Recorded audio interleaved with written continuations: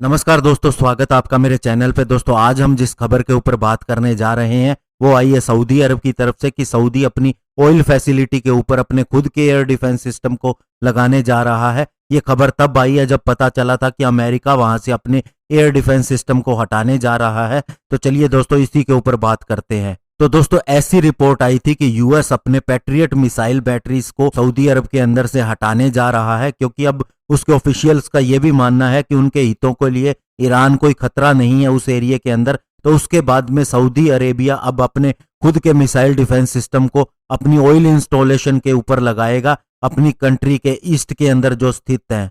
तो दोस्तों Saudi network से ये रिपोर्ट आई है कि सऊदी अरेबिया अब अपने पैट्रियोट एडवांस कैपेबिलिटीज 3 यानी PAC-3 बैटरीज को अपनी ऑयल रिच ईस्टर्न प्रोविंस के अंदर लगाने जा रहा है।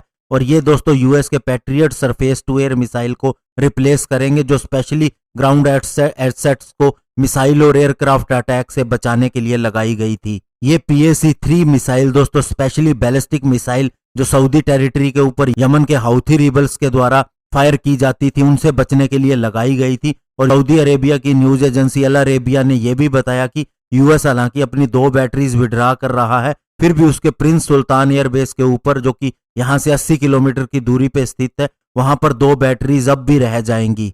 यूएस ने दोस्तों ये बैटरी सऊदी अरेबिया के अंदर लास्ट ईयर सितंबर के अंदर लगाई थी, जब दोस्तों ड्रोन और मिसाइल ने टारगेट किया था सऊदी की ऑयल फैसिलिटीज को। और ये अटैक दोस्तों उसकी अरमाको फैसिलिटी के ऊपर हुआ था, जिससे 5.7 M बैरल पर डे की जो क्रूड ऑयल प्रोडक्शन था वो रुक गया था। और इससे ऑयल प्राइसेस के अंदर बहुत ज्यादा हाइक आ गई थी। यमन के हौथी ग्रुप ने दोस्तों इसका क्लेम लिया था और उन्होंने कहा था कि उन्होंने अटैक किया है, लेकिन दोस्तों सऊदी अरेबिया और यूएस ने इसके पीछे ईरान का हाथ माना था। दोस्तों last week Wall Street Journal ने यह बताया था कि यूएस अपनी बैटरीज को विड्रा कर रहा है, क्योंकि ईरान उसके लिए अब कोई खतरा नहीं रह गया है। और इसमें यह भी लिखा गया था कि जो पैट्रियट सिस्टम है इसे हटाने के साथ ही उसके दर्जनों मिलिट्री पर्सनल को भी वहां से हटा लिया जाएगा। और इसके अलावा गल्फ के अंदर अपनी नेवल प्रेजेंस को भी अमेरिका कम करना चाहता है।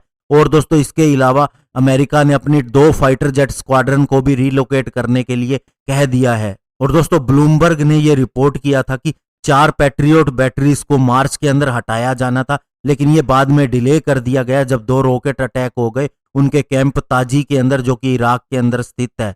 दोस्तों सऊदी अरेबिया और यूएस के अंदर बहुत ही अच्छा संबंध है। और स्पेशली दोस्तों ये उस समय विकट स्थिति के अंदर आ गया जब दोस्तों ऑयल प्राइस बहुत ज्यादा गिर गए, और इसका कारण है सऊदी का रशिया के साथ में एक प्राइस वार। और दोस्तों जब डोनाल्ड ट्रंप से इस विड्रावल के बारे में पूछा गया तो उन्होंने कहा कि मिडल ईस्ट के अंदर और कई अन्य जगह पर वे बहुत सी मूवमेंट कर रहे हैं। और इसके अलावा उन्होंने पूरे वर्ल्ड के अंदर बहुत सी चीजें की है मिलिटरीली, और उसका एडवांटेज भी लिया है।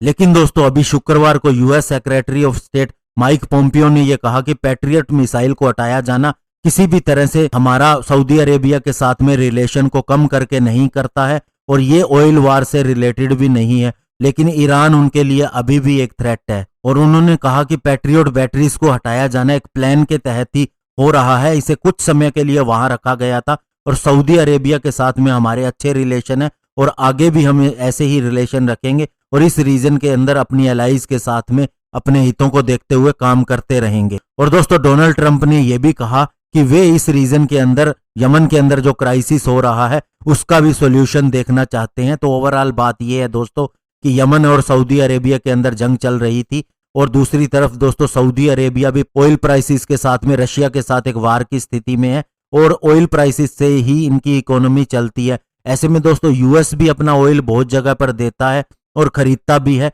तो ऐसे में दोस्तों यूएस के जो ऑयल प्राइसेस हैं वो सबसे ज्यादा डाउन हुए थे, तो उसके बाद में ये मूव आई है।